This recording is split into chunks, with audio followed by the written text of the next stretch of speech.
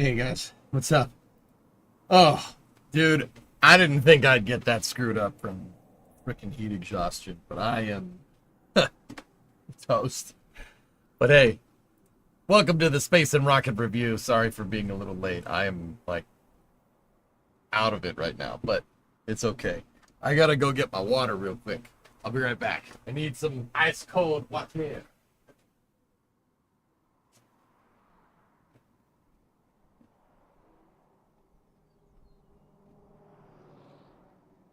There we go.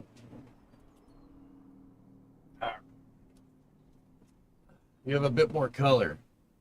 Yeah, not doing as bad as I was a second ago, man.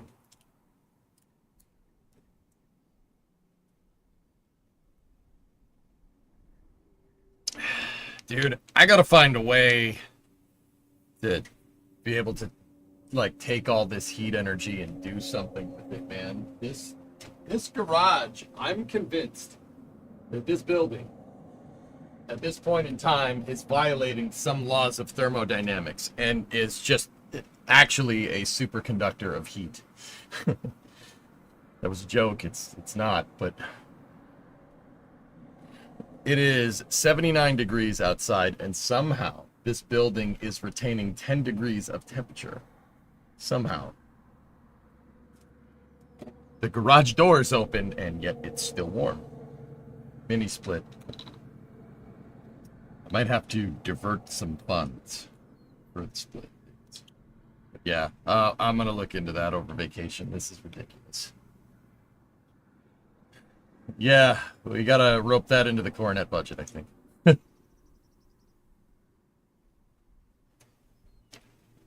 Okay.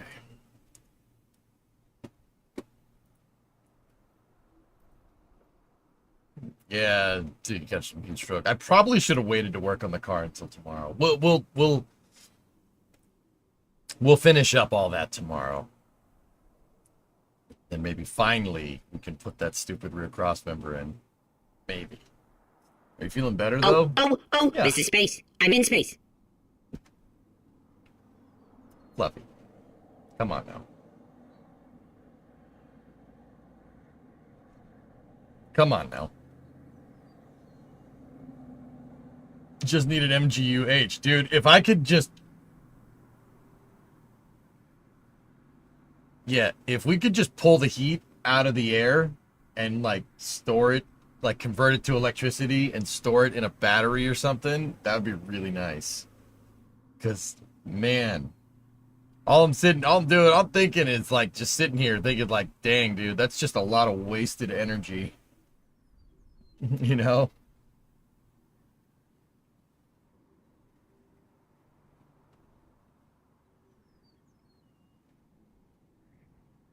Yeah, find some damn solar panels. Is it just me, or is your mic distorting?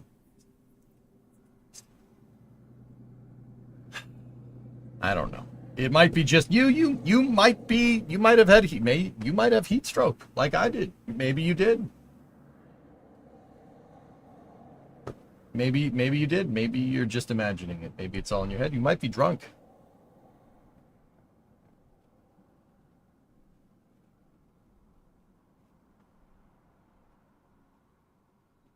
Nah, if there is any weird feedback with the thing, it's probably because of the fans.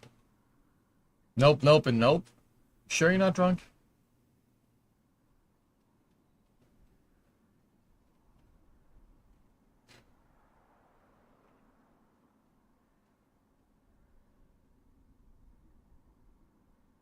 All right, so let's get into space news.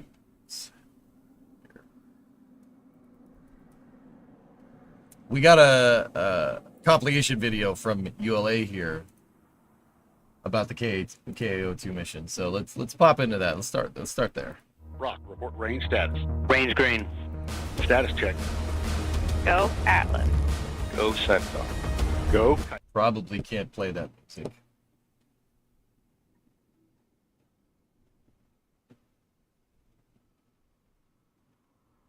Very nice. Just imagine some rocket noises right here. Oh, yeah.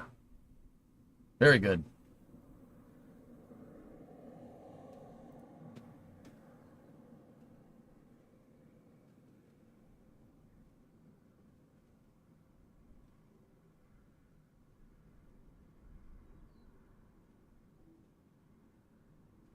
What the hell does... What are you talking about, Aqualex? What does that have to do with anything? Did you just get drunk from eating food? Okay.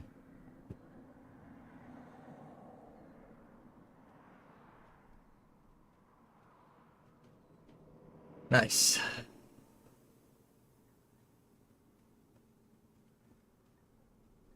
Sweet. You may be drunk and not know it.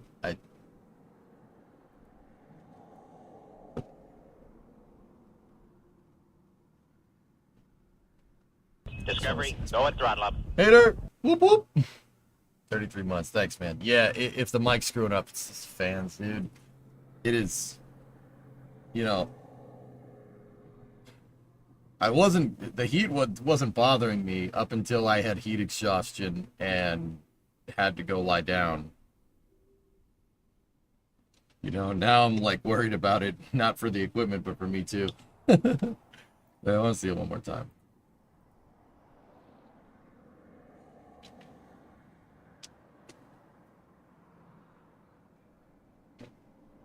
Nice.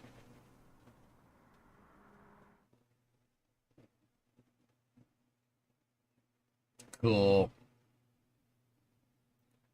Real good. So yeah, we got some... ULA's been posting some pretty nice footage. Some of that we saw yesterday, but still pretty dang cool.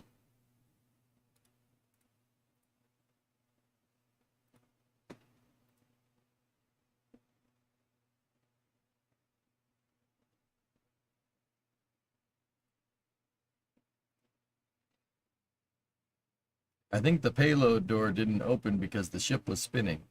What?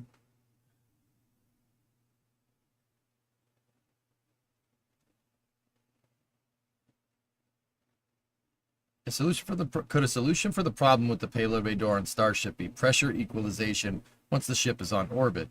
What did the shuttle do? It has holes in the payload bay. Yeah, the space shuttle had holes in it. They were on the top, but they weren't near the windward side. But there's vents inside of the shuttle. Here, I'll find a picture here. Let me show you. Now, places like the aft orbiter segment we usually purged out with like nitrogen or something. But the shuttle has the payload bay vents there on the sides.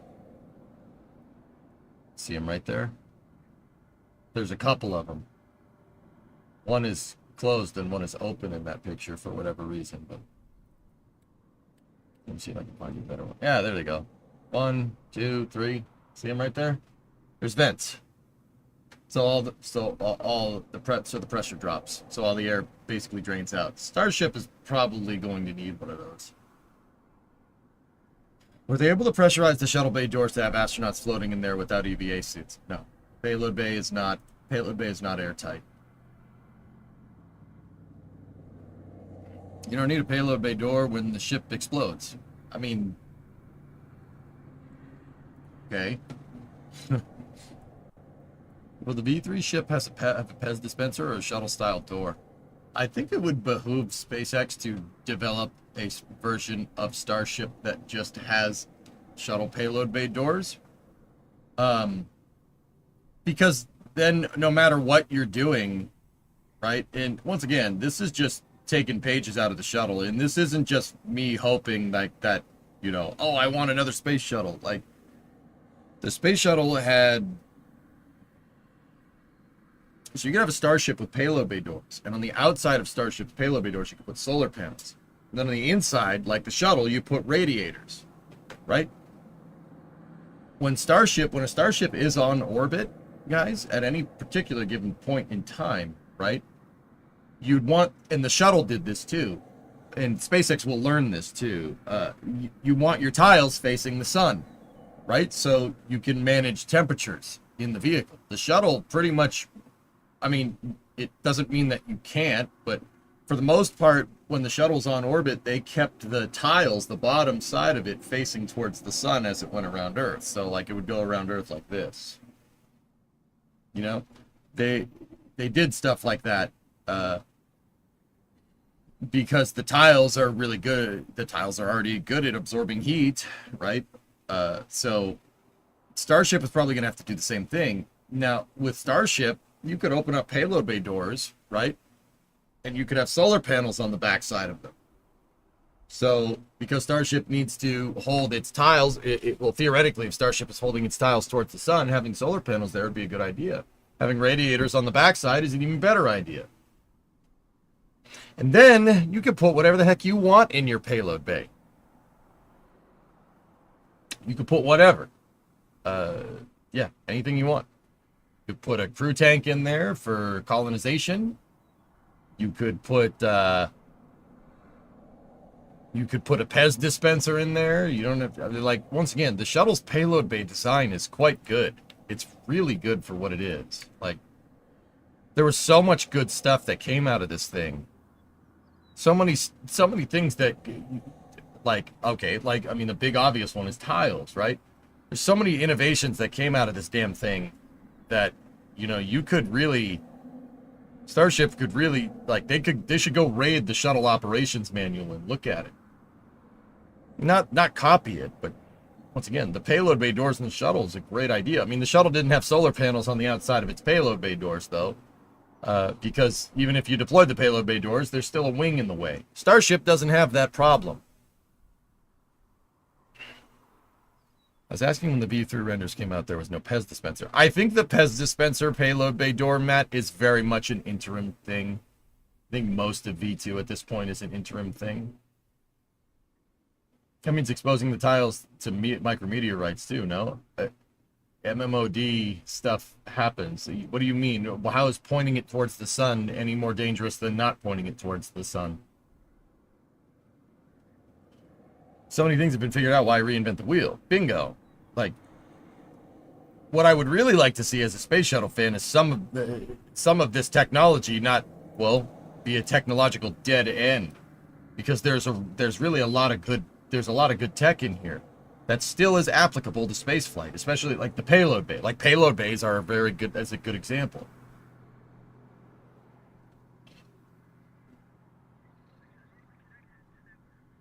Why not copy it? Taxpayers paid for the shuttle. Well, Epic's, you're not gonna, SpaceX isn't gonna copy the space shuttle outright. They don't have the same goals as the shuttle program.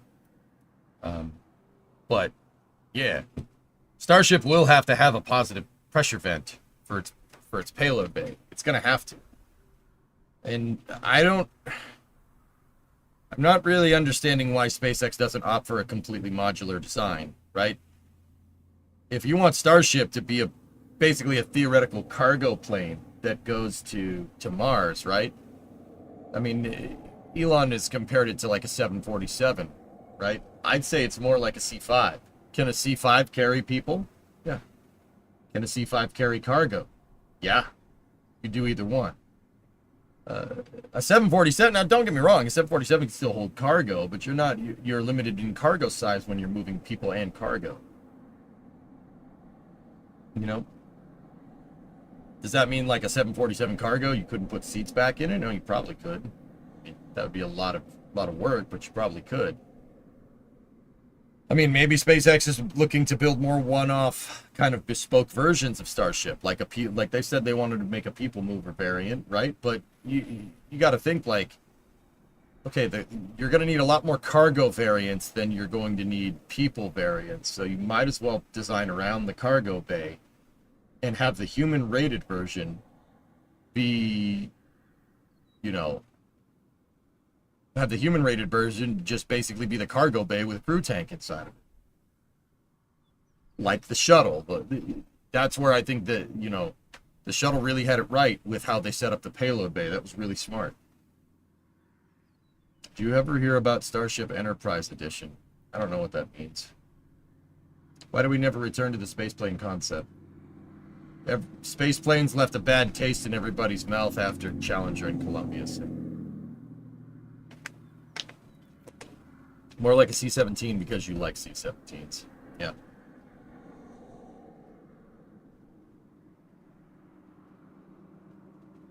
What about a human Pez dispenser? Well, they call that an airlock.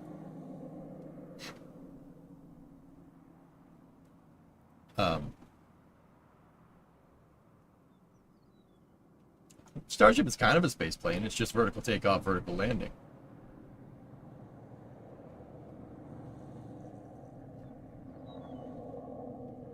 But they're thinking that they'll be building so many that they don't need the flexibility in any one particular starship. They'll just rattle one off to fit the need. Yeah, in many regards, it's kind of like a 747 cargo conversion versus just a 747. Like, I think that's what they're trying to do.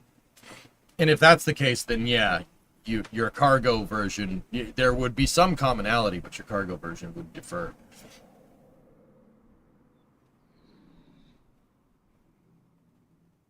So does Starship have a better glide ratio than the Space Shuttle? Glide ratio. No, not really. No, the shuttle's probably better. The shuttle will fly better. The shuttles fly better than Starship. The reason why is because they need to fly better to land horizontally on a runway. Starship does not need to do that, which is why it has these tiny little winglings on the sides. They call it Enterprise Edition. Check this. The first footprints on the moon in more than half a... What's this? Let's take a look. See.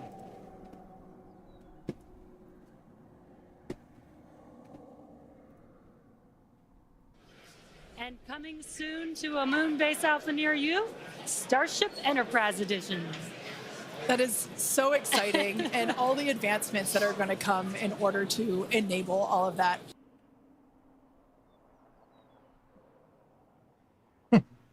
I remember watching this, and I remember laughing at how funny this picture looks.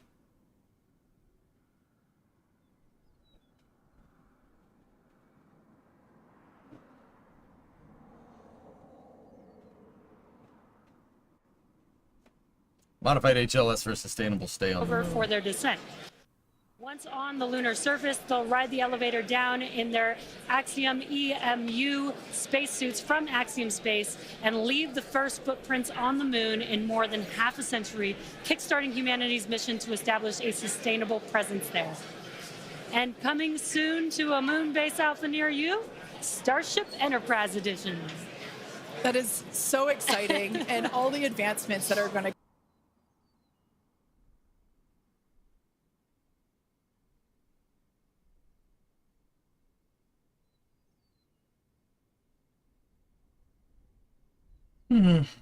Yeah, this Enterprise Edition seemed to be a more passenger-suited variant, which is pretty cool. On the lunar surface.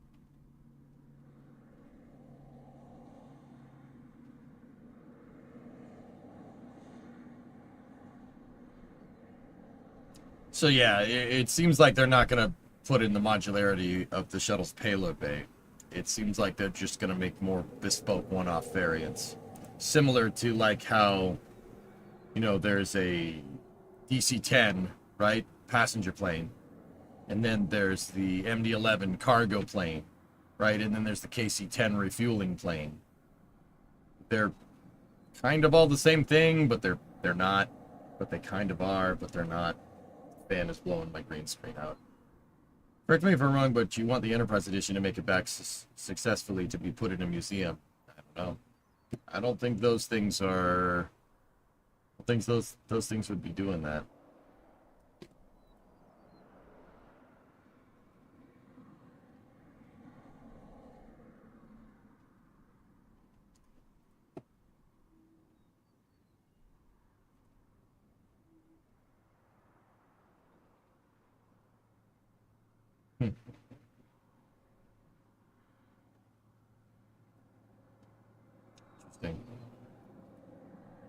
Interesting. Either way, I mean, we'll,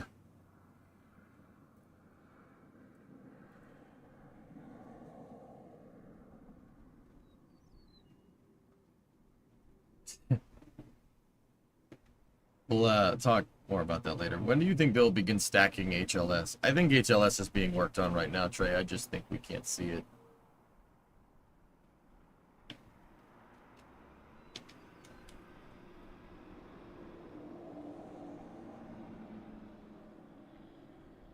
So, as you guys know, Ship 36 did blow up the other day, and part of it the Massey's test stand is right on the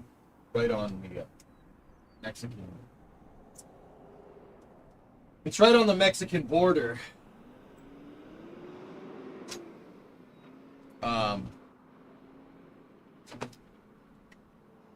When does MSC start? I don't know. 8. Something like that. Soon-ish. What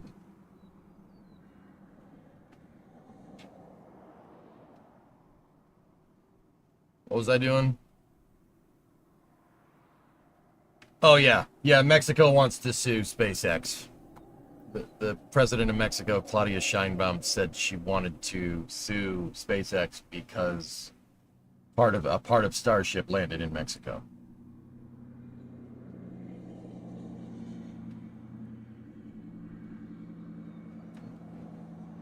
Yeah.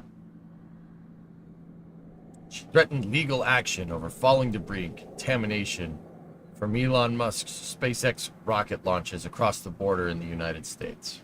Well, that wasn't a launch, so just saying.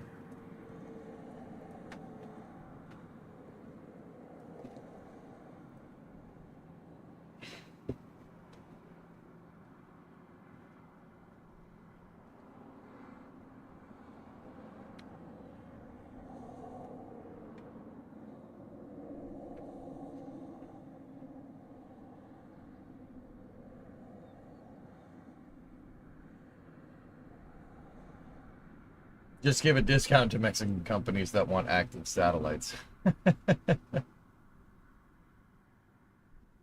It's all so tiring, man. I don't know. Threatening legal action for an economic driver inadvertently for your country. That's weird. I mean, how many people have gone up there? How many people have, you know, taken a vacation up to Brownsville, right? And gone through Mexico, right? And, you know, bought stuff on the border there. Like, you know, how many people did this bring to Matamoros, right? Or Matamoros, excuse me. You know, how many people are coming up here and buying a hotel in Matamoros, right? Or, you know, crossing the border and coming back, buying souvenirs, staying in a hotel there, filling up with gas. Because of the Starship program. It's just... No. We're going to sue you. And just...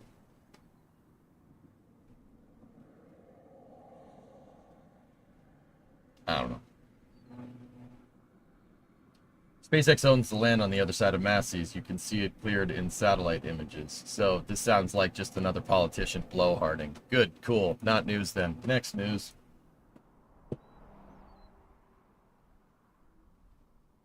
Isar Aerospace raises 150 million euros. German launch vehicle startup Isar has raised 150 million euros in the form of a convertible bond from an American investor. Okay. Isar announced on June 25th that it received funding from Eldridge Industries, a Miami-based company that invests in a variety of industries, including technology.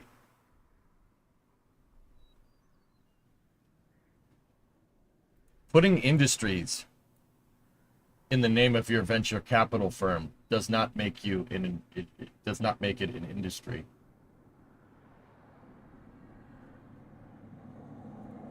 The investment is in the form of a convertible bond, a debt instrument that can be converted into equity into the company.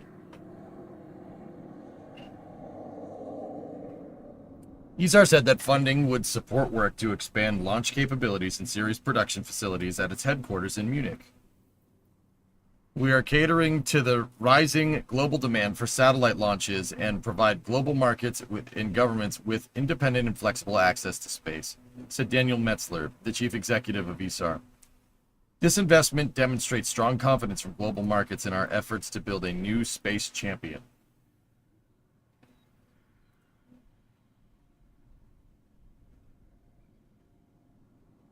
Why would we want to know that information, Bryson?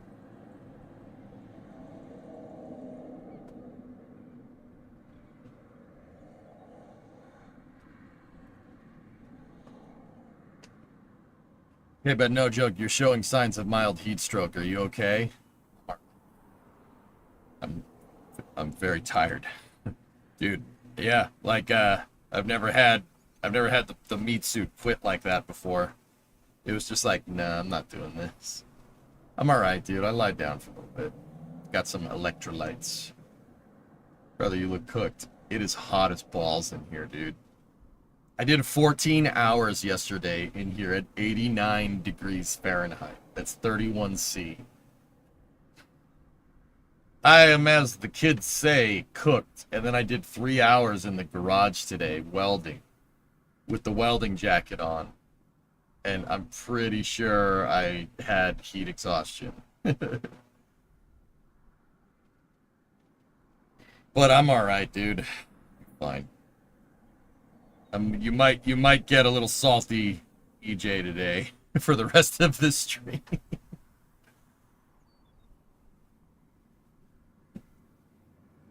Yeah, that's what I did, Steve. I only got like 3 hours of sleep. Yeah, Rep, maybe. Okay, Dabbledub, what do you got? The angry astronaut doesn't believe Starship will ever land on the moon, much less Mars. If he's right, isn't there still a robust and purposeful space program without Starship HLS? The angry astronaut thinks that? You know, Dabbledub, I've noticed this about certain spaceflight pundits, and I don't have anything against Angry Astronaut. I don't know the guy. I've never watched one of his videos. I don't know. I know he comes up with some spicy takes for things, but so do we. You know? I find it very funny that people think they can predict the future. I see this with a lot of spaceflight pundits, like, oh, well, they'll never get past this point. They'll never get past this point. They'll never get past this point. No, this is the thing that is going to screw them. Guys, I don't know about you. Like, and once again, it would be important to get context, but, and this is where Salty EJ is going to come back. How the hell do you know the future? You don't know the future. As long as it's not violating any laws of physics, why do you think it can't be done? That's really funny to me. That's why I always err on the side of optimism. Because what? We're just gonna look at this new awesome thing and say, no, that'll never work. That kind of cynical, half-assed mentality is how we got to this point in the first place in the space program. You know, anytime somebody, over the last 40 years, anytime NASA rolled out something even remotely innovative, someone said, that'll never work, and then they scrapped the program. I can count multiple occasions. Space Station Freedom, right off the bat. The original space transportation system. There you go. And by proxy, Space Station Freedom. DCX. Venture Star. Dream Chaser. Yeah, Dream Chaser is Sierra Space. That was supposed to be a NASA thing. The X-38 crew return vehicle. The X-34. I could go on and on. That kind of horse crap mentality, that kind of horse shit mentality is an easy fucking way to look at things. That's a really easy way of looking at that. That's easy and cheap. There's a cheap way of looking at things. Anybody can be a doubter, all right? Anybody can. This is the thing, they're never going to be able to do this. And then you notice how when SpaceX actually goes and does it, oh, but those people just, oh, well, you know, that's not exactly what I meant. Now shut the hell up, dude. It's so easy to doubt. It's so easy. And it's ridiculous. I see it all the time. This is the thing that's going to get them. No, it's not. Shut the fuck up. You don't know anything. Ugh. How many subs do I have to gift? 5? I'll give 5. I'll just start clicking down the list. Swear jar, you know? No, I'm sorry. I shouldn't have sworn as much. I'm just not doing good today. Look, that's so easy. It's so easy to doubt. It's such a safe opinion to play. Oh, this is space. I'm in space. Because even SpaceX, even Elon admittedly says there's a very high probability of failure. All right? That's the safe bet. That's the safe way of looking at things. All they're doing is playing the safe freaking bet to get views and then have it appear as controversial. That's bullcrap, dude. Don't, like, and once again, I got nothing against angry. I just see people pontificate like this all the time. It's so goddamn annoying. Like, you know, it's easy. It's easy to say that they're gonna fail. That's easy. And it's just such a lukewarm opinion, man. I can't deal, like, it's just, sorry, I didn't mean to go off, guys. Like,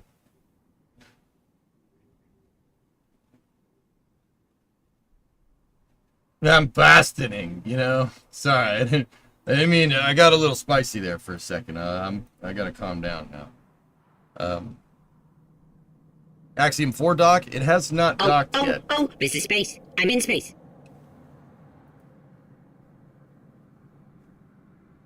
You know, Dabbledot, it's just such a safe opinion to have. You know, me personally, I would never bet against American ingenuity. That's what I'm saying, dude. It's so easy to do that. It's so easy to be a doubter. It's so easy to say that this is the thing that's going to get them. I don't do that crap. I've never done that crap. Because, I mean, even now with the Starship program, nope, it'll never be able to do that. It'll never be able to do that. Like, how screwed up in the head do you have to be to look at this company that's funding this project? It's a multi-billion-dollar freaking project, something akin to like a Manhattan Project, or at least another Apollo program, right? That's being privately funded by the richest man in the freaking world. Like, you know, like, it's weird to me that people look at all that and say, nope, they're screwed. I know, like, yeah, bullshit. Whoops. Whoops. Sorry. Oh, somebody gifted a sub to EJ for president.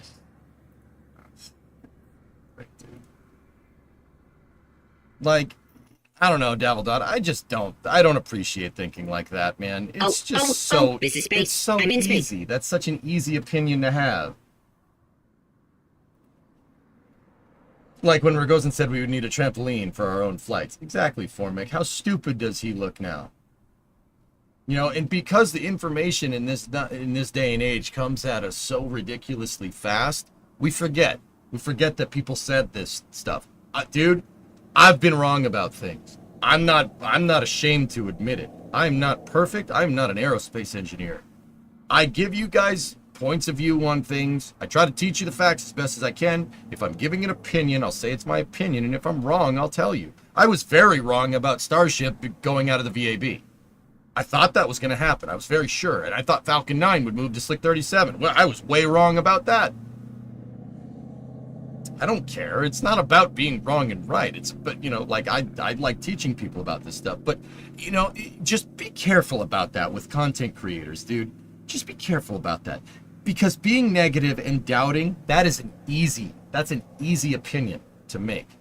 It's an easy thing to make. And if you set that as kind of your base and you try to write try to make content based off of that, all the other content's really easy. It's really easy to make because you're basing off doubting, which is, you know, like I said, Elon has said that this is a hard thing to do. The odds of failure are high, but you'll improve that over time. So like I said, it's very easy to say that. And I don't like it. I don't like people that do that kind of stuff. Starship's goal is to get people to Mars. It's to land on Mars, and they have a $2.4 billion contract with NASA to land one on the moon twice. You know, now, if you want to make the argument that they won't get that done on time, sure. But once again, that's another easy thing to say. That's a really easy thing to say. Of course it's an easy thing to say. You know, how many aerospace projects are on time? You know? You get spicy and the subs roll in. Can't see me. Most of those are me gifting subs because that's my new swear jar thing. But anyway, Dabbledot, that's bullcrap. That is bullcrap. That's not happening, man. What? Oh, it's never going to land on Mars? The only... Discovery, go at throttle up. Like, how can you look at the hardware at Starbase and be like, yep, these guys are choke artists? How can you do that? How can somebody look at Starbase at the Star Factory and be like, no, these guys aren't cooking. They're gonna be cooked. Like, how can you do that? That's hilarious to me. I just don't get it. Like, I don't understand.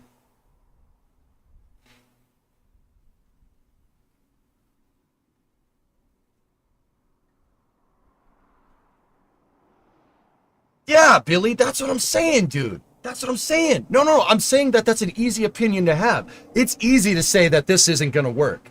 It's easy to say that that isn't going to work. It's real easy to say that that one over there isn't going to work. It's real easy to say that this was a failure. That is a lukewarm point of view. You cannot conduct yourself in the aerospace industry with that attitude. No one will work with you. You have to go, but you have to be optimistic about this stuff, right? You have to be, as a fan or working in the industry. If you're not, you're gonna fail.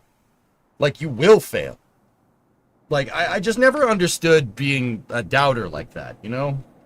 Now, don't get me wrong. I have my doubts about certain programs and stuff, but I'll always try to say why. Like, it's a pretty good reason, but I'm never gonna doubt, like, dude, I didn't even doubt Astra. I still don't. After their rocket flew sideways off the pad, I was like, they'll be fine. You know why? Because to this day, Astra's still one of the only private companies in the world that's moved something into orbit. Not many people can say that. You know, they'll be fine. I mean, they're cooking. They've been cooking for a while. And Astra's just an example. I'll always err on the side of optimism, you know? I just don't like being negative about stuff because that's easy. That's an easy opinion to have. And it's, yeah, I see it a lot. And, you know, like, oh, well, this guy doesn't think, Angry Astronaut doesn't think they're going to land on Mars and the moon. Dude, that's the whole point of the program. What are you talking about? What are you talking about? Like, what are you even trying to say? Like, what kind of lukewarm take is that? Yeah, of course. It's easy to doubt. Sure. They just got started on the third layer of gravel and geotextile for the Gigabay. Yeah, baby, dude. Yeah, baby. The New York Times says it would take millions of years to have a flying machine, and then the impossible happened 9 weeks later. Yeah, Matt, that's right. There's an article from 1903 in the New York Times that says that, oh, we're never going to be able to fly. We'll never be able to generate that kind of power. And then the Wright brothers did. You know, don't bet against human ingenuity. That's disgusting behavior. Like, why would you do that?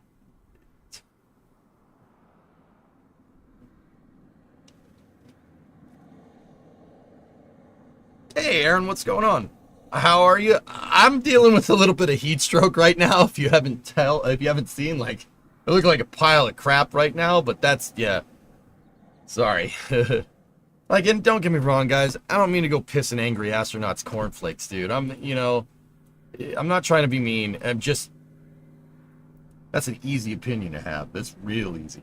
It's real easy to say that's not going to work. All right? Pessimism is not just easy, it's lazy. Anyone can spout off about how something can fail. You got to work to figure out how it succeeds. Bingo. Yes. That's what I'm saying, dude. Be careful of content creators that say that nonsense. They're just suckering you into having a terrible opinion about things. Speaking of interesting developments, the hot staging ring entered Mega Bay 1 this morning. That is a little curious, T-Man. I'm not sure what SpaceX is cooking up. But, like, you know, dudes, it's funny because here, let me give you another example about this. I've said many times to never bet against Blue Origin. Even before New Glenn launched. Why would you do this? People say, oh, well, they haven't launched anything into space. And even now, the same people are like, oh, well, they've only launched one thing into space. Dude, they launched the third biggest rocket, like, in existence, and it made it on the first try. Have you ever go on Google Earth and look at Kennedy Space Center Visitor. Go just south of Kennedy Space Center Visitor Complex, and you'll see a gigantic facility. What do you think? Blue Origin just built that for fun? You think they just built that because they, you know, want to just dabble in this whole spaceflight thing? You'd be crazy to think that they're not going to do something awesome in space. You'd be out of your freaking mind. Like, How can you not, like, how can you do, what are you talking about, dude? There's like a multi-billion-dollar facility made here. There's like a gigantic factory. And then in Huntsville, they have another gigantic factory where they make BE-4s and they're mass producing them.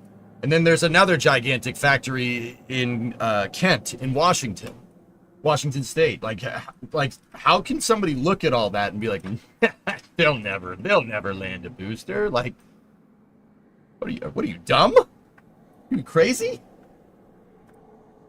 Right? Like clearly Blue is scaling really hard up. They're scaling up real hard, and that's why we haven't seen much from them, because they're scaling. Same with ULA, you know? Some people thrive on Schadenfreude. Yeah. Envy never built anything. That's what I'm saying. It's just, it's easy to have that opinion. I try never to do that. Some days I'm not perfect. Some days I do go a little angry astronaut. With NASA, it's frustrating at times. Like, I'm not perfect in this regard, but just be careful of that kind of stuff, dude, because that's just going to ruin your day. It's just going to ruin your day. Sorry, Dabbledot, I didn't mean to go off, you know, but sorry, and maybe I'm just a little more candid than usual. But Astro has a well-defined market. It's not really being met with current launchers. That's right. Say Starship will take millions of years say Starship will take millions of years to land on Mars, so it happens in 9 weeks. Yeah, right. That'd be nice. That'd be nice. You look fine. Yep. I had to wear gloves today because it was cold out. Fun fact: San Francisco Bay is the world's largest smug exporter. Oh yes, you have it with the fine Chianti. Man, a good reference. You know it. Anyway, sorry. Baron, see your last. What's up? Want to see something funny? Show this to people that say Starlink won't ever make money. This is one branch of Starlink. What is this? This is coming from Sawyer Merritt.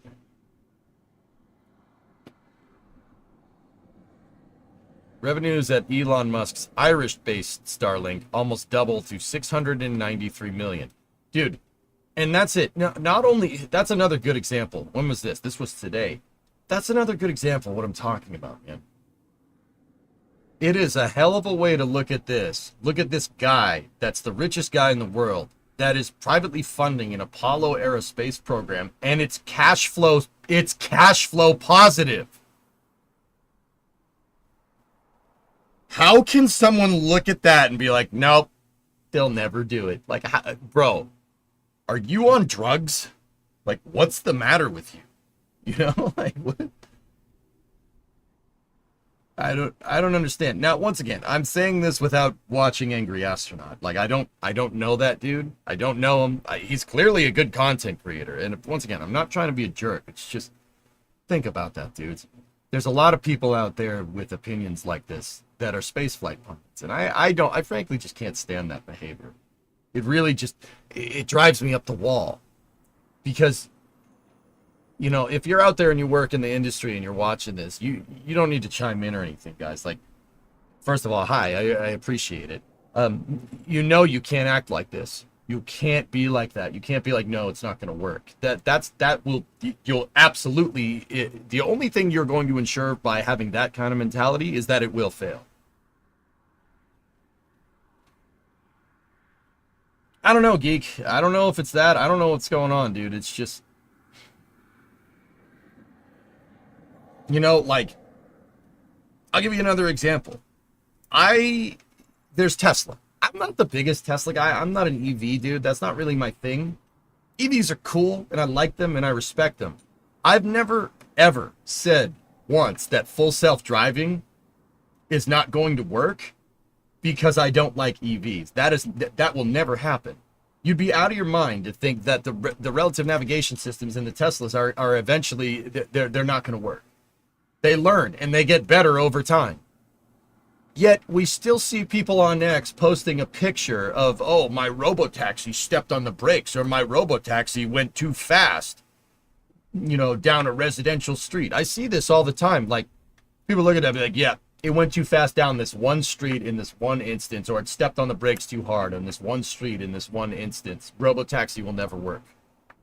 Are you out of your mind? It's a relative navigation system that's self-learning. With AI backing behind it. It has to learn. It will get better. And it has. Like, and I'm not even a Tesla guy. I don't even like EVs, but I'm not denying reality here, you know? I'm not even that big of an EV fan. I don't like that Tesla is not right to repair. But that I'm not going to deny facts either, you know? These look like the detonation suppression system water tanks installed at Pad B. We got something from Julia here? Ooh. Oh, yeah, baby. It's all coming together.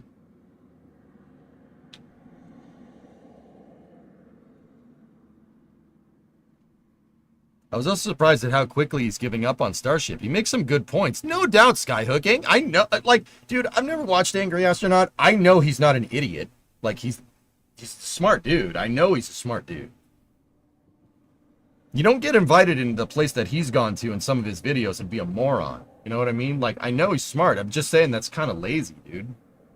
And don't get me wrong. I'm not. There have been times where I've been lazy with my analysis about stuff, too. It happens.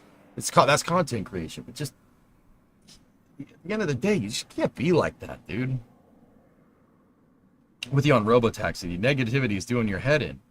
Pat, I saw one time on X. I was zooming around. Don't get me wrong. X is not your finger on the pulse for like objective reality. It's the internet. I get it. People do stuff for views. I know. I'm on the internet all the time, right? Terminally online, but like. You know, this is a little hyperbole, a little bit of an exaggeration on my part. But it's like, I drove my Tesla into a brick wall. I drove my Cybertruck into a brick wall. It's not as tough as Elon says. Yeah, because you drove it into a brick wall, dude. You drove it into a brick wall. That would ruin most cars. It's like, I hit my Cybertruck with a wrecking ball that's designed to destroy skyscrapers. Nah, looks like it's not as tough as Elon says. Like, bro, what are you doing? Stop. Stop it. It's time to stop. It's time to stop, okay? Where are your parents?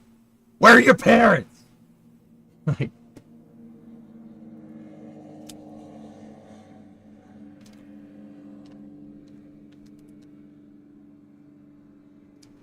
interesting, man. Yeah, I mean, like, I don't hate on Waymo either. Like,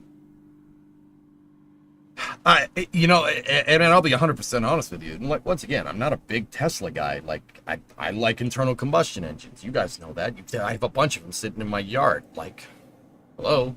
But it's funny to me because, you know, like, LiDAR is not a bad way to do that.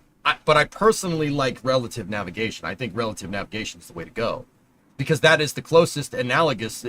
It's the closest analog that you can get to somebody driving the car. You know? And in that, Robotaxi and full self-driving is going to emulate humans. It's going to emulate human driving behavior. And they have a massive data cache of everyone that's driving a Tesla around. And they've sold millions of these things. And now, don't get me wrong, Waymo with LiDAR and sensors, that could work too. That's not like, there's more than one way to skin a cat, right? Like, I personally think relative is better. And the Waymo looks like it has a bunch of blisters on it. The Tesla does not. It looks like it has a disease. It has all the sensors and everything all over. It looks like a Borg.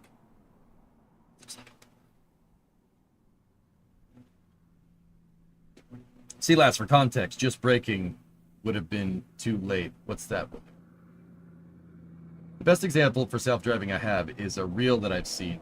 Tesla crashed into a car in another lane inside of a city because it detached last second. It detected a kid at the last second running on the street from behind two cars. The Tesla avoided hitting the kid and went into another car instead. That's what a person would have done. The big thing is LiDAR can see through fog. Visual only just needs to slow down. But that's what a person would do. Can't see me? That's what I mean, dude. It's the closest to like you or I driving a car around. Would they? Yeah, actually, Geek, probably not. Let's say an experienced driver. Like if I had a choice between busting two kids off of a scooter, right? Or smashing into another car, I'm smashing into another car. Or just the MJ solution. Frick them kids, you know? Like, why not both relative and LiDAR? Mm-hmm.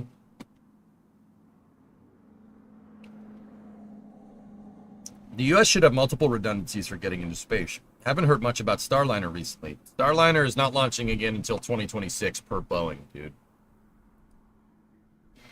And Dabbledot, to answer your question, sorry, I went off on a rant. I didn't actually answer your question. Do I think Starship and Starship will land on the moon and Mars? Okay, so I'm going to play on the opposite of what Angry Astronaut said. So he said they're never going to be able to do it. And this is the difference between how I think and, like, I don't know, maybe I was dropped too much as a kid. It's possible, right? Like, that's totally, maybe it nicked me, you know what I mean? Like, you know, like, maybe it's possible. What is preventing Starship from landing on Mars? What is preventing? Is there anything within the confines of physics that would prevent landing a Starship on Mars?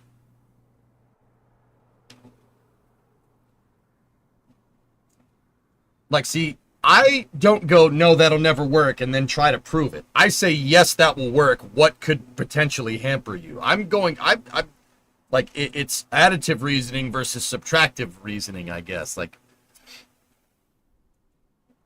the question was, if SpaceX can't, let's say they just vanished as a company, what are the alternatives? Well, that was the other question, Aqualex. No, you're confused. I was answering his first question, not his second question. I got to experience FSD a few weeks ago, and to be honest, it almost saw more than you. Yeah. Like, yeah, exactly. Innocent until proven guilty. Like, instead of guilty, proven innocent, Panda. That's how I think. Like, will not do that. Like, that's kind of important. That could turn into a cynical rant, and that would be proving the point that I'm actually trying to make. And don't worry about it. Like, what is preventing Starship from landing on Mars? What's preventing that? The tiles? I'm not going to say that SpaceX doesn't need a little bit more tile data at this point, but, you know, I mean, if they can get that to do that, I'd say it's a pretty good case for actually, yes, being able to land, right? Boil off would be something that they have to figure out. Is that insurmountable? No. No, absolutely not. Long-term cryo fuel storage for landing burn during the 3 to 6 months coasting phase. Header tanks. Header tanks. As long as they're in the shade, Baron. And the header tank, last time I checked, is inside of the ship, except on ship 36. It's not, am I right? Am I right? It's on the ground over there. No, if you have cryogenic fuel that's shielded from the sun, right, on a thermal insulator, or, well, vacuum is a great thermal insulator. What's the problem here? Is that an insurmountable thing? Hell no. Yeah, there's some of it there and over there and over there, and tried to pick some of it up with a crane the other day. That didn't end well. I heard nobody, like, I heard a guy got hurt, but everybody, like, he'll be all right.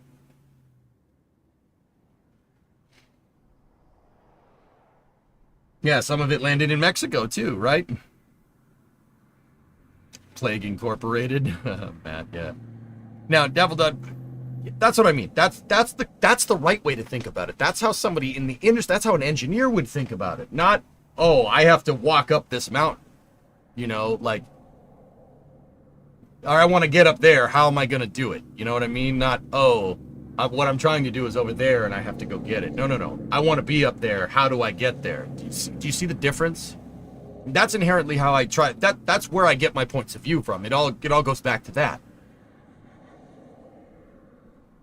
Like, I'll get, you know, Davido, this is still your first question. I'll answer the other one in a second. Like, okay, second thing. I'll give you another example about how I think about things. I was very optimistic that they're just going to rebuild massives. How did I get that point of view? Did somebody tell me about it? No. I don't like getting information from people in the industry, and I know a lot of people in the industry, and I purposely say, don't tell me this. I don't want to. That screws with my analysis, and that's a good way to be able to discern truths from news reported as opposed to not, right? I don't work in the industry, but I'm going to try to make sure that I can analyze stuff correctly to make sure that, you know, my analysis is right, which is, once again, it's kind of what you do as an engineer. But like, okay, put yourself in SpaceX's shoes. Ship 36 just blew up. You're trying to achieve a high flight cadence. You don't want to stop the production lines. You don't want to do that. You're still a little ways out from Block 3. Block 3 is still being made. It's still being made, but it'll get to a point where the Block 2 stuff is just sitting around. So it's in SpaceX's best interest to rebuild Massey's quickly, right? Build it quickly, test Ship 37, test Ship 38, Flight 10, Flight 11, go. I mean, I don't know if you call it Flight 10 with Ship 37, whatever, right? Get the next 2 ships out.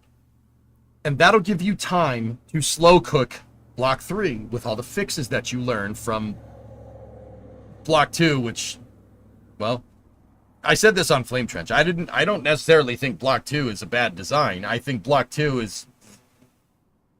was implemented because of the stakeholder. Block 1 did not achieve stakeholder expectations, so they made modifications to the ship to make it do that. Those modifications ultimately needed some refining, right? So Block 2 isn't a design flaw, it isn't a failure, because a design flaw goes against iterative design principle. There's no design flaw, because failing is succeeding in iterative design. I know that sounds ridiculous, right? Like, the only failure is when you don't learn something from. When you're running a hardware-rich space program like SpaceX is doing. So, you got a hardware-rich space program. Your test stand just popped. That is a critical bottleneck item. That thing needs to get rebuilt as quickly as possible to get Ship 37 out of there, to get Ship 38 out of there. Heck, they might even expend the next couple of Super Heavies. We might not see another catch until a Pad B launch. It's possible. Got to make room there, because Block 3 is coming down the production line. It's in the Star Factory. They're working on it. We know they're working on it. They said it. We saw the hot staging, not the hot staging ring. We saw the Block 3 top dome with all the struts during the Starship presentation. That was not a mock-up. That was real. That was a real flight test article, right? So we know that Block 3 is coming down that assembly line. And it's in SpaceX's best interest to get rid of all that Block 2 stuff. And you can't do that without Massey's operable. So you have to get Massey's operable, and you have to get it quick to, 1, maintain your flight rate, and 2, make sure your production lines don't end up having a bottleneck. Now, one could make the argument that Massey's being a single test stand test site is a bottleneck in itself. And that's why I also floated the other theory that they might end up building 2 pads.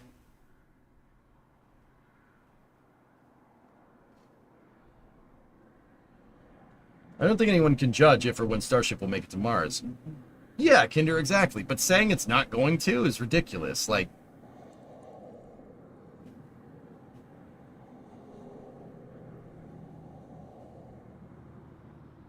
that stinks, Billy Joe.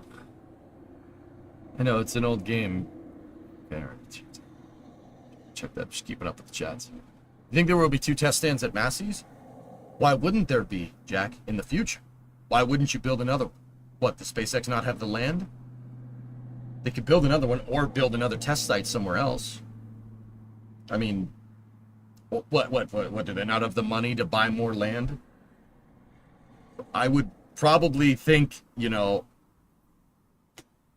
multi-test stand complex would probably behoove them to do in the future, because technically Massey's is a multi-test stand right now. They had a stand for cryo testing, and then a stand for firing. I'm saying probably double those things up, because if you're going to try to achieve the flight rate that SpaceX is going to have, 1 test stand is a production bottleneck. You're going to need a lot. You're going to need like 2 cryo test stands and two static fire stands. This is evidenced as with Ship 36, right? That doesn't make sense.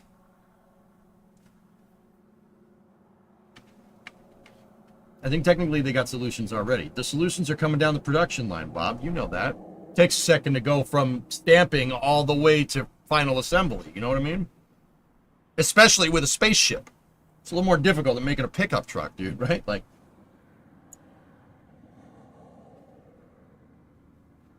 Not only that, but from a fiscal standpoint, it's cheaper to clean up and refurbish than to try and build a new one from the ground up. And quicker.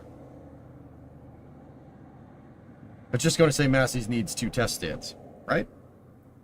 It's pointless having 2 test stands at Massey's. Any second site would be separate. Another RUD will just take out the tank farm again, so no point in having 2 stands.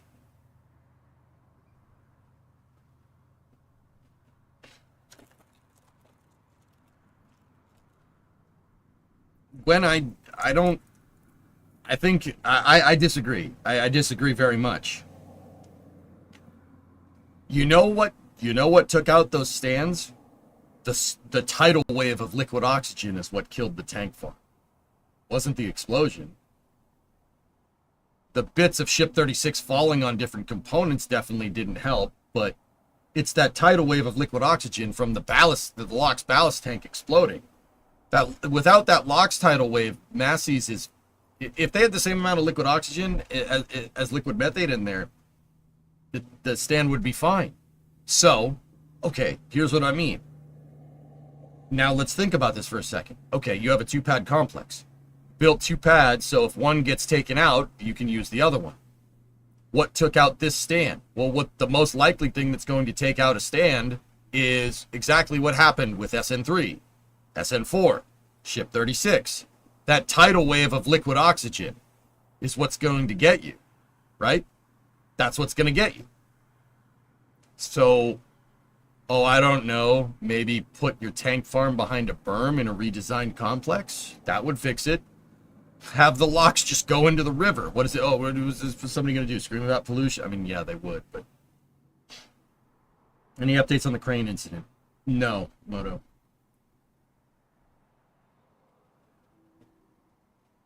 It's not pointless to have 2 stands. And putting a big berm of dirt around one of your test stands on either side so the LOX doesn't hit the tank farm is an easy and simple solution to make a 2-pad test stand and not have to worry about a RUD blowing up the stand.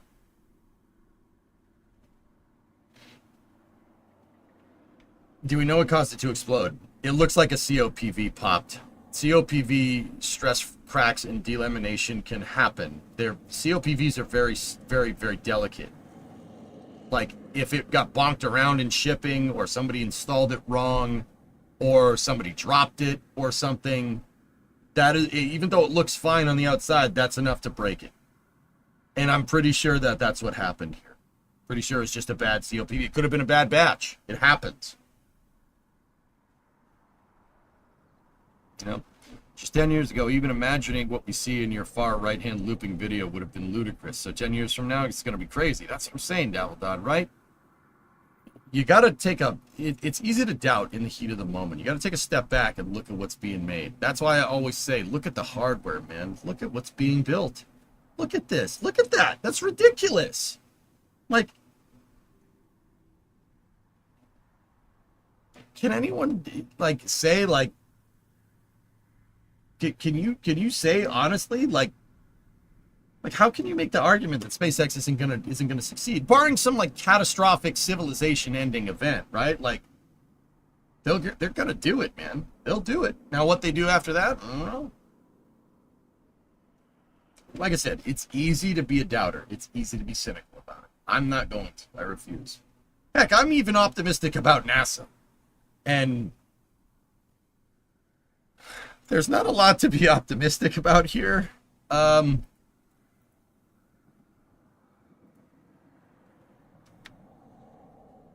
Here, look at this. We'll move on. During a NASA town hall today, the workforce was told it probably would be at least 6 months before a new administrator was in place. The acting NASA administrator, Janet Petro, defended the White House cuts to the agency's science budget in response to a question about them. There's a lot of science that can be done with $4 billion. Yeah, but there could be more science done with $8 billion. Just put it out there. Just put it out there. Why does NASA always get the short end of the stick? I don't know. I don't know.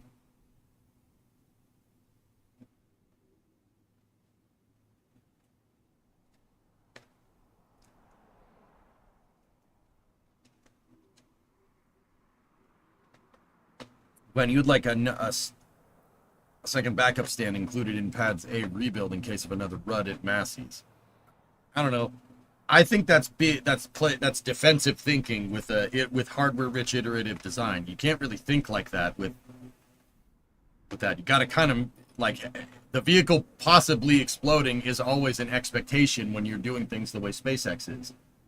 And trying to influence your systems your GSC systems architecture to try and minimize that is kind of going against iterative design principle, in my opinion. Well, not in my opinion, that it is. Like,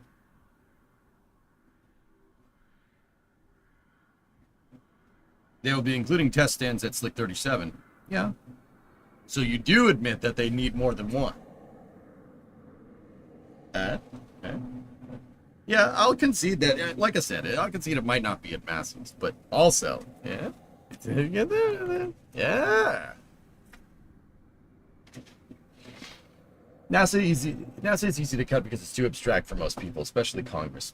It's not. You have to. I've said this once. I'll say it again.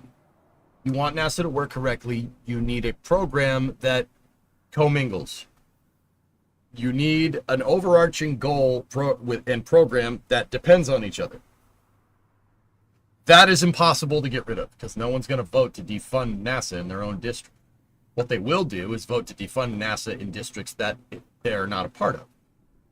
Like if you don't have a NASA design facility in your area, you'd be hard pressed to vote for or against. Well, you'd be hard pressed to vote for congressional spending going not to your district, right?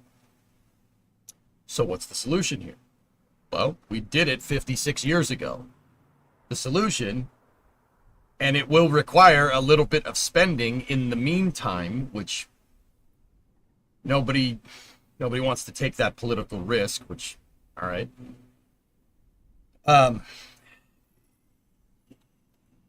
You have to basically get everybody involved. You have to get everyone involved. If you don't have one overarching program that's going to use every NASA design facility, then you're pitting NASA design facilities against NASA. Then NASA is infighting instead of being a unified front for more funding. The infighting at NASA has frankly gotten ridiculous and out of control, especially in the last 15 years. Like, actually, even before that, when Constellation came around, the Constellation program came around, I remember reading stories about people working at NASA that were trying to undermine the program at NASA. The reason why is because they thought we should be going to Mars, not the moon, because we've already been there. So they undermined their own Constellation program and got the program canceled, and then we wound up with less. Like, that's stupid.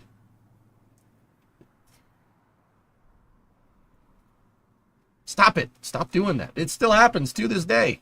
Eric Berger talks about it all the time.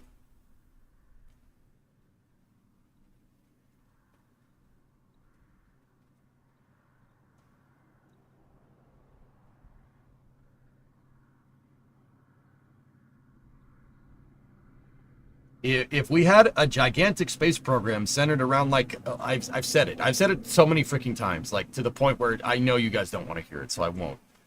Just work on a program that launches 40 SLSs over the next 10 years. 4 SLS launches a year. 2 long duration stays on the moon a year.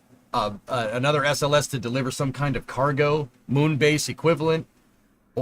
And then maybe another one to send deep space probes or something. Or just work on 4 medium duration missions to the moon for the next 10 years.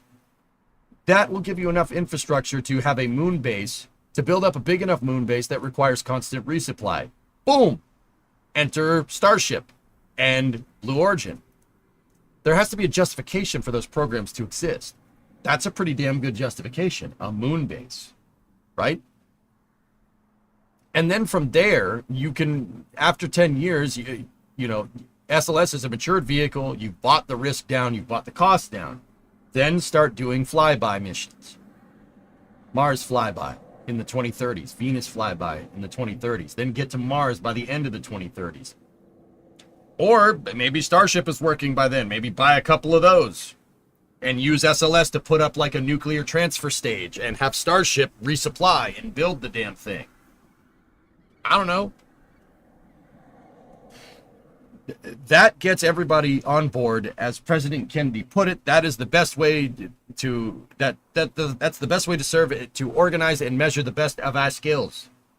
He was right. He was right in 1962. Still right. Just saying. What would incentivize a senator or a governor? I don't know how the U.S. stuff is done to increase NASA's budget. Have NASA have a program that has to a senator. Well, so a senator.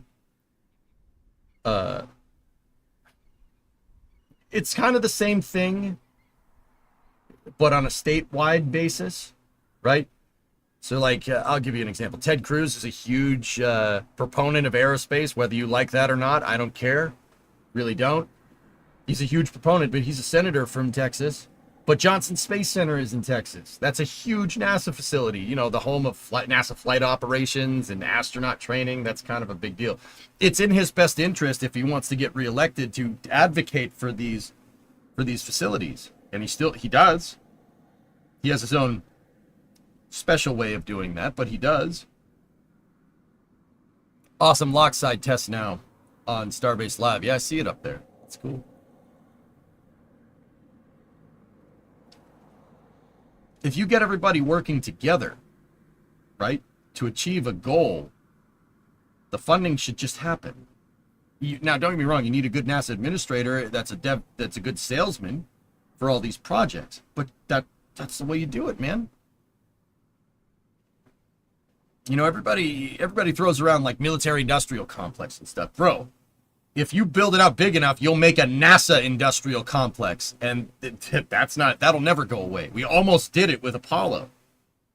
In fact, look at all the facilities that Apollo made that are still around today. One could make the argument that we did do that.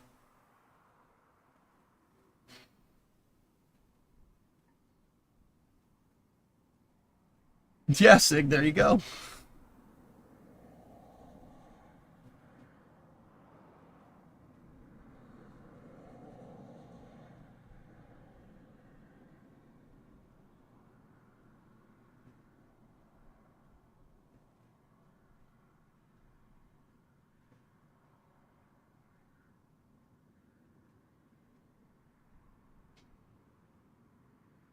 Just talking about Tom Cruise? I don't understand.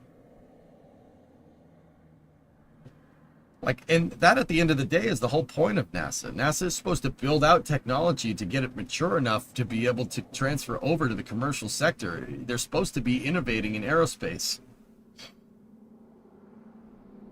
How far do you think we are from a water test at Pad 2?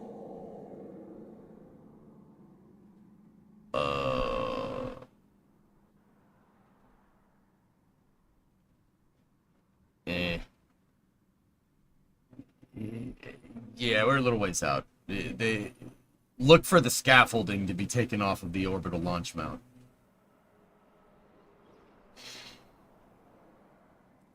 NASA requires long-term thinking. Congress has never been about thinking long-term, just about the next election cycle. Yeah, spoiled. Once again, easy opinion. That's a really easy point of view to take.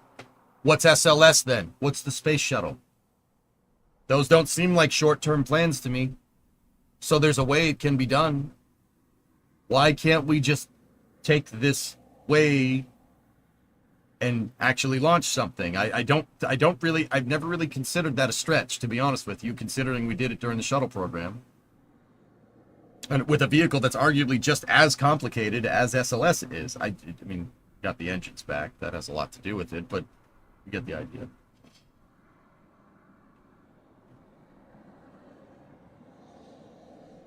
Because politicians don't care about science. No, that's not true. They care about science because it brings money to their congressional district and gets them reelected. It's kind of a roundabout way, but they do.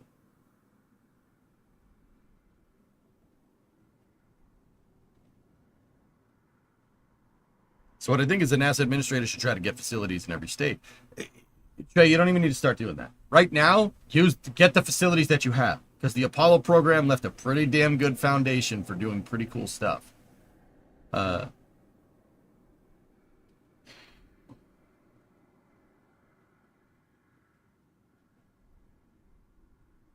Unless it's your representative, then What he cares about is clout.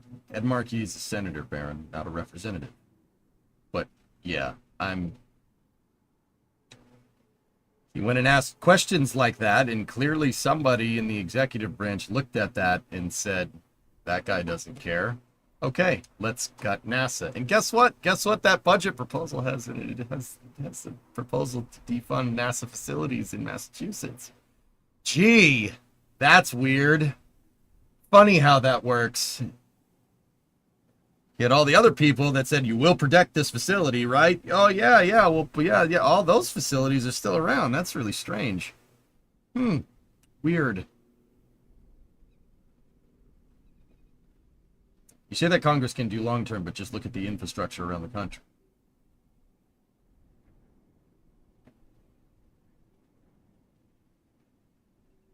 The interstate highway system is pretty good. That's a long-term project. It took them 50 years to finish it. Because, you know, it's a highway system that crosses an entire continent. What are you talking about? And now it's falling apart.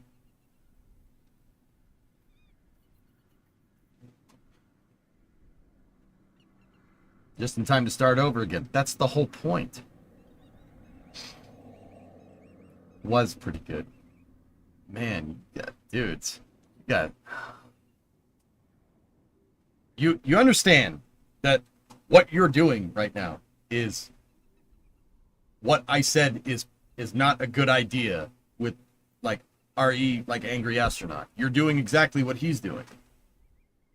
So what? The infrastructure, frigging fix it.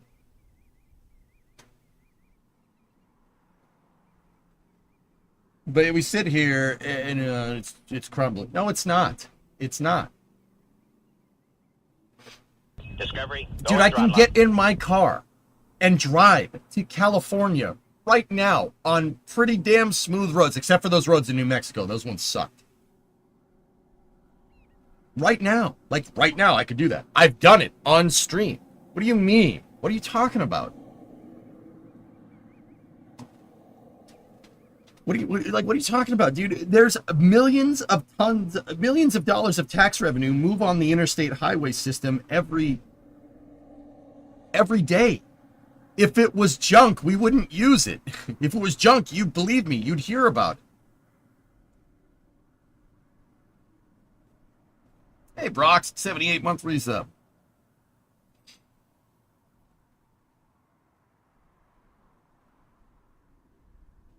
Yeah, I-40 in Arizona is pretty bad. But if I'm remembering correctly, it's up to the states to keep that infrastructure in line. But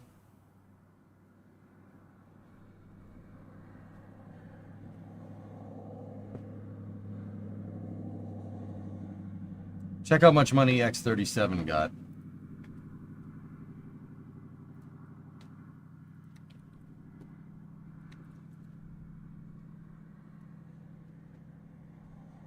I think I actually have, I don't know, all right, let's see.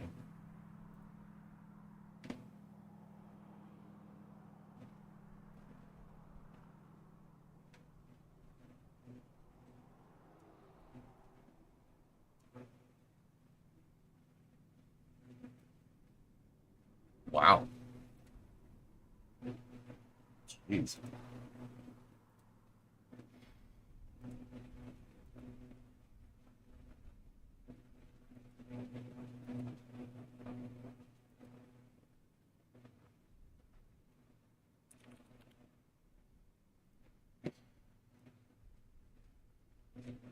Anyway, you see what I'm saying? Like, I'm not trying to say that I kind of set you guys up for that one, but I kind of did, and I apologize that I'm not trying to make it like that. But yeah, the interstate highway system is excellent. Just because it's not new doesn't mean it's bad. Could we maintain it a little bit better? Sure, absolutely. But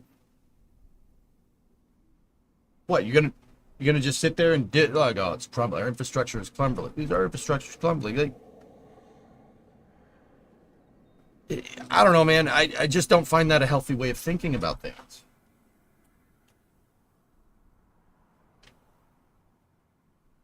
That's where you're going with your statement. There's so many people out there that ride the coattails of past achievement and think that they no longer need to invest in... Yeah. Thousands of people boast about the USA having landed on the moon. Yeah, even I'm getting to the point of that I'm sick of bringing it up. We did that 56 years ago.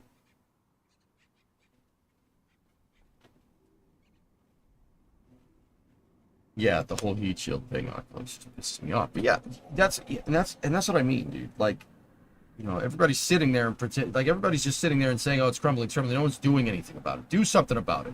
But I'll be honest with you, my theory is that people do something about it. You just don't see it because nobody complains about it. Nobody says anything about a smooth road. Think about it. No one says anything about a smooth road. If the road is working as intended, you're not going to say, "Wow, this is a nice smooth road."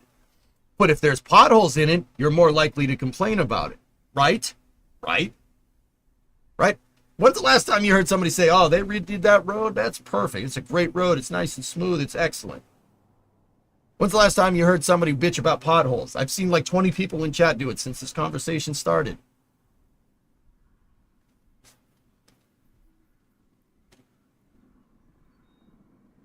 You know what I don't like? We don't have high-speed trains. Morocco, Africa has high-speed trains. Okay, you build a federal high-speed transit program, okay? Why? Baron, here's the thing. I love trains. You guys know I like trains. Why? Why would we build high-speed rail that goes from Washington, D.C. to like San Francisco? Why would we do that?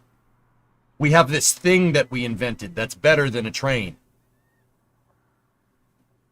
The thing that flies with the engines.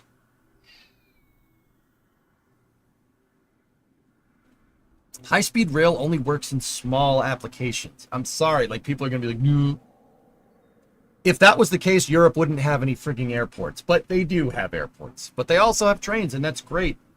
I mean, don't get me wrong. I'd like more trains. That'd be fantastic, dude. Right? That'd be fantastic. But there's this thing that we invented that's better than a train. You know what I mean? And we make a lot of them. Remember when we were looking at the boneyard the other day? We make a lot of those things. Why would we use a train? Why?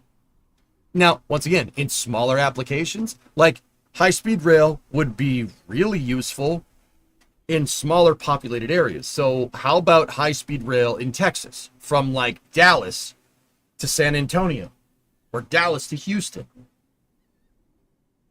Now we're talking. High-speed rail in the Northeast. Now, our high-speed rail is a freaking joke, right? But it only works in populated areas. I've always said that high-speed rail only works where it can get you there faster than a plane. And there's a finite amount of distance that makes sense.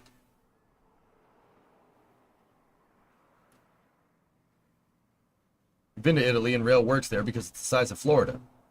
And Florida has high-speed rail. Weird, huh?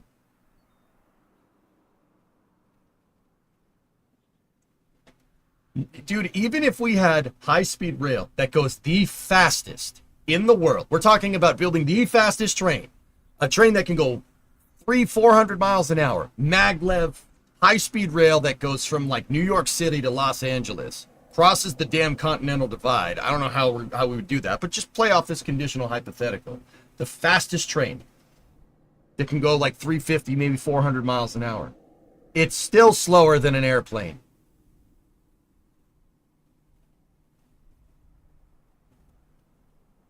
Over a distance that far, 5,000 kilometers, 3,000 miles, it's still not faster than an airplane.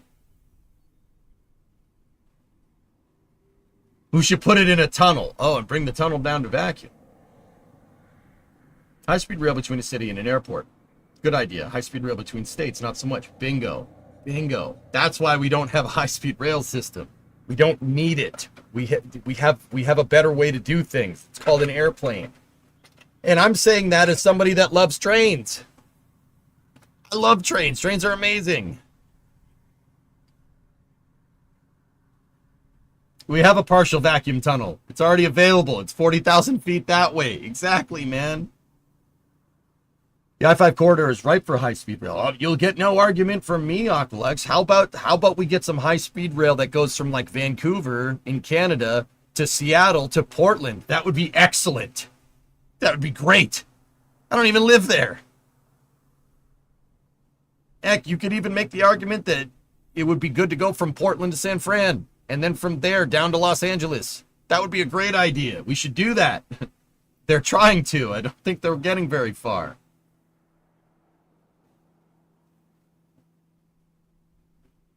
Only works where you have existing commuter population between cities. Highways and planes are overbooked or too expensive. New York to DC kind of thing. Now, see, that's high-speed rail that I can get behind. But a national network, the interesting thing, guys, is that you could make that same argument for the highway system. Why would you drive a car from New York to Los Angeles when you could take an airplane?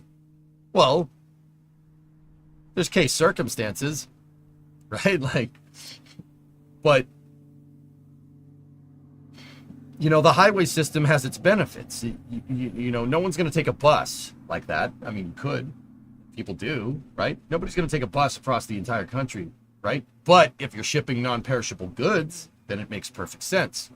The decentralized distribution of a semi-truck coupled with the highway system makes for a very potent economic driver.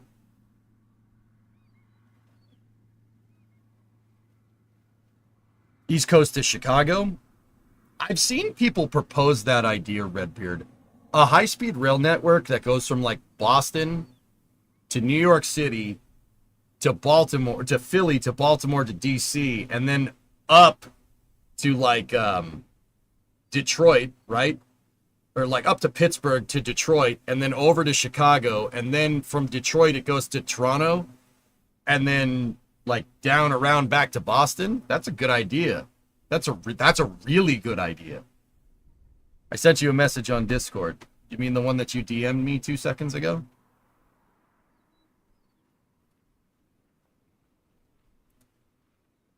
Huh. No, it's not the one you DM'd me. All right.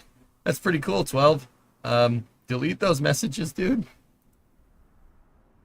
I'm going to tell you right now, delete that message. That's cool. Those pictures are sweet, but I don't see that, man. Rail is better than flying only up to 250 miles. Bingo. Exactly. It's not rocket science, man. We have a thing that's better, that can do that better.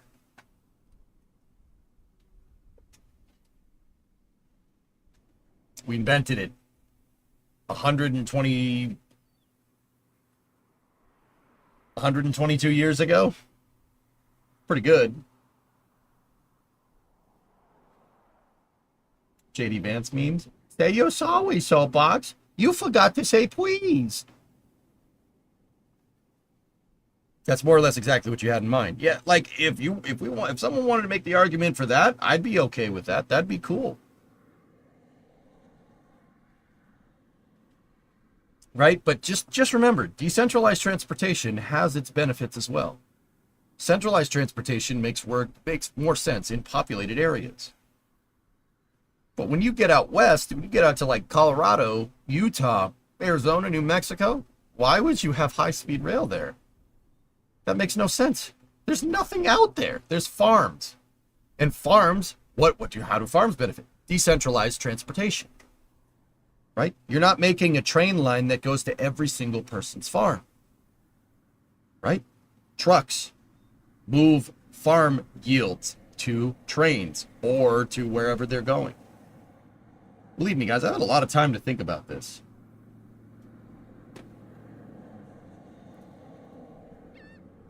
I think this is a good rundown of routes.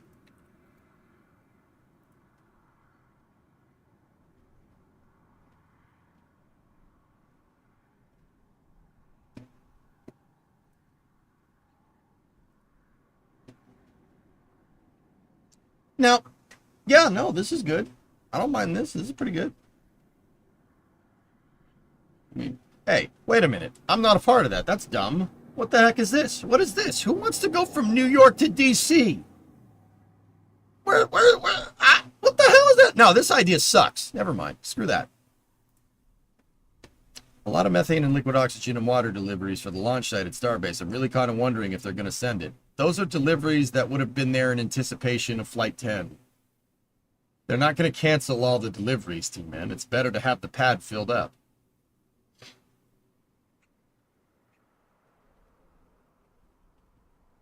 If they make a new X-37, do you think they'll update a demonstrator? $1 billion for the program. They better build more, May. Let me put it that way.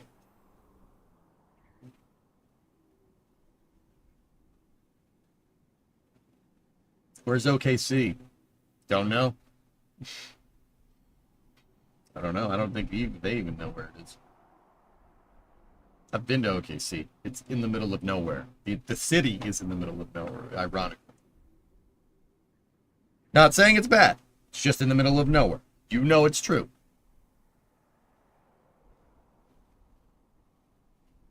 I mean, either that or we could just say frick it and stop being doubters, right? Like, and just build the whole damn high-speed rail system. Like, I'll be honest with you, I wouldn't necessarily have a problem with that. No one's going to take the train across the entire country except for a novelty purpose, right? But it's like, why shouldn't we have that, right? Like, I suppose I get it, but the airplane is, you're not going to replace the airplane. The airplane's pretty damn good at what it does.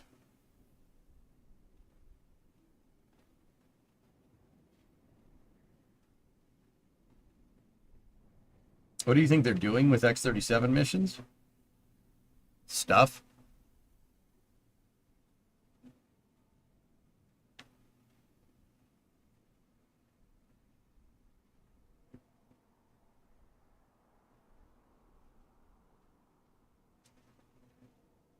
If it existed and was half as much as flying for half the time of driving, I'd do it.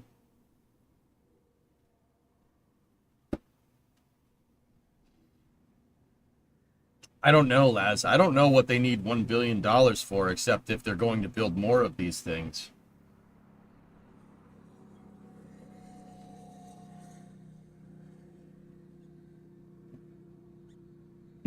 Nice, admin. Replace all the highways with high-speed rail and use point-to-point for anything overseas. Genius. No. See, okay. Guys, just in case anybody's wondering, like, I don't hate trains. I don't hate trains. I love trains. Trains are awesome. You really want to know how I look at this thing? Guess what? Here comes the optimistic thing. I want all of it. Yeah, I want all of that. Like, on one hand, I understand why like I just told you, I made a pretty good argument for not building high-speed rail across the entire country. I get it. But on the other hand, why shouldn't we have high-speed rail to get you from New York to Los Angeles? Why shouldn't we have that? I can understand that. Absolutely. Why shouldn't we have that? What, we can't do it? Well, we can't do it? We built train tracks across the entire country when there was no infrastructure out there. Okay, hear me out. Another bigger X-37 people can go on. There is the X-37C variant, Oculus. Just saying.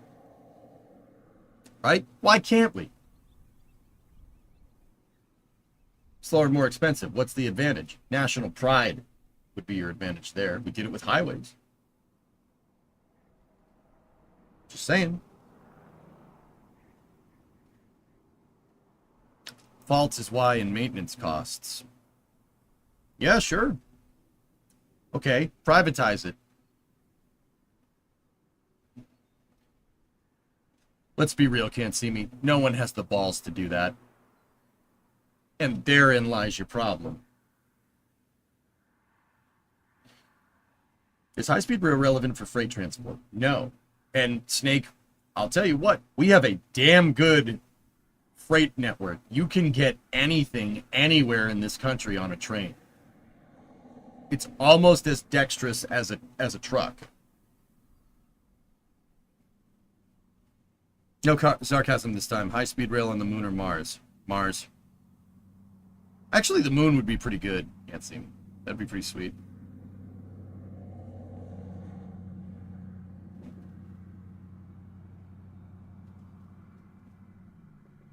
I'll note, rail maintenance overall costs less than highway maintenance. Highway maintenance sees way more traffic, though. That's a bandwidth thing, Aqualex. Is it not? Why do I want pizza at 2 a.m.? Because you're Italian, Padojo. I want pizza all the damn time. I could eat a huge pizza right now. Give me a Neapolitan pizza right now. I'll eat the whole damn thing.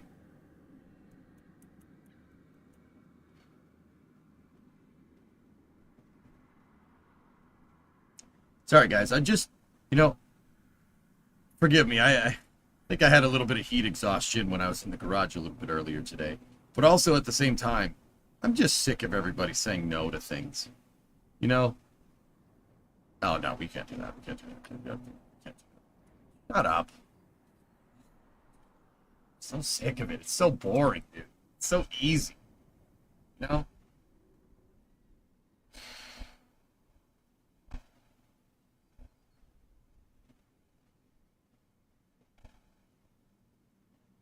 It's frustrating. Oh, no, no. Okay.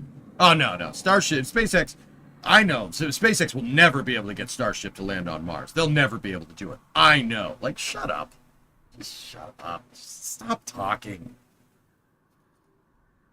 Therein lies that mentality problem that I keep telling you guys about. Like, you gotta want to do it. And wanting to do it starts with not doubting that you can do it or not. You know what I mean? This applies to the space program. Very much so.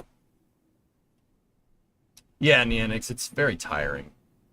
Sorry, I see it a lot, and it wears on me, dudes, because I'm just so freaking tired of it. Can't do this, we can't do that. Like,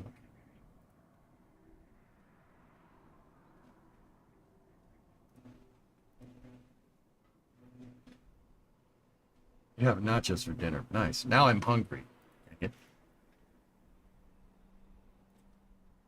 So check this out. A little bit more space news, and then we'll switch to summer car. The greatest enemy to change is cynicism about what can be changed. Yeah, that's true.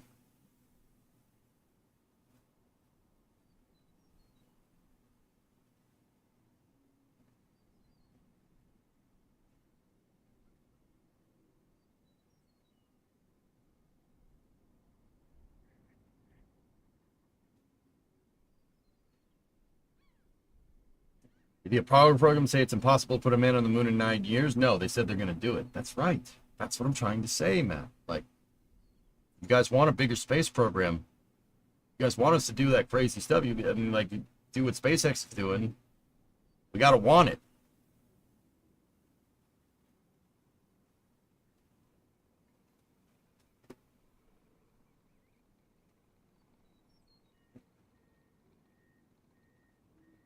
You'll offer pizza to all of us? You gotta want it. I want it. I've been trying to tell people this for 10 years. Have you submitted your space selfie to Mark Rober's CubeSat? No, I have no interest in doing that, Wreck-It Rob. I'd rather somebody else do it. You guys should do it.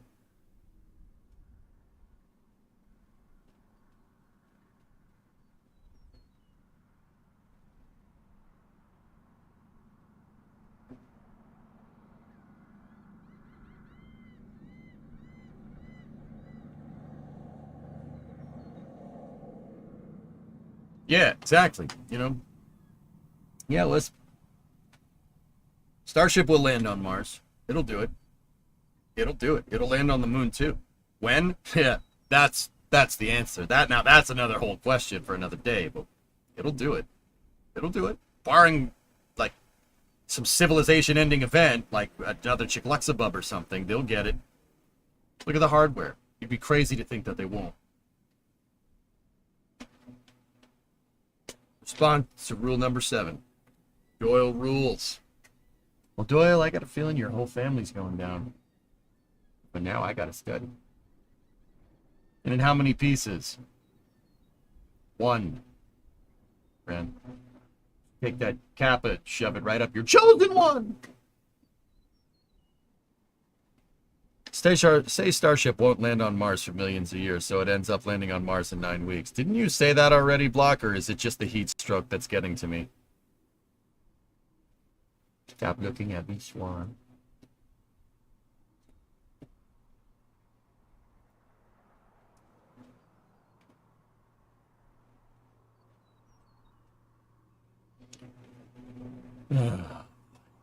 Alright, well, that space news kind of sucked. That was just me bitching about how everybody bitches about everything. I don't know. It seemed pertinent.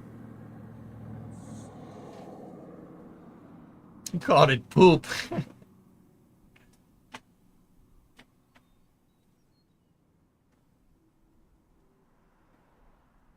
It was entertaining as always.